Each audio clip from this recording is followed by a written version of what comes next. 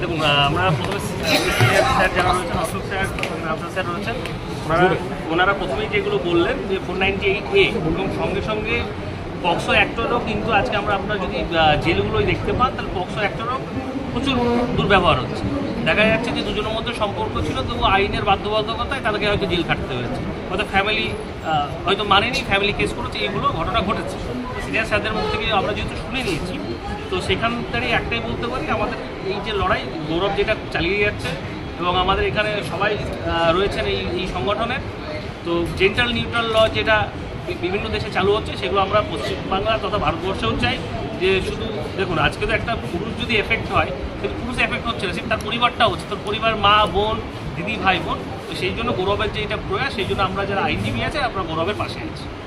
এইভাবে তো আমরা দেখছি যে পুরুষ সমাজ এইভাবে বারবার বঞ্চিত হচ্ছে, তা এখান থেকে মানুষকে বের করার কি উপায় ভেবেছে?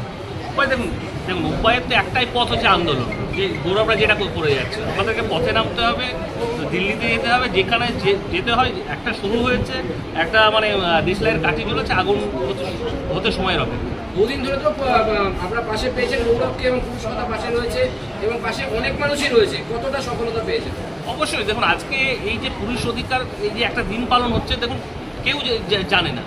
গৌরবের জন্য কিংবা আরও যারা আছে সবার জন্য কিন্তু আজকে এই যে আপনাদের মাধ্যমে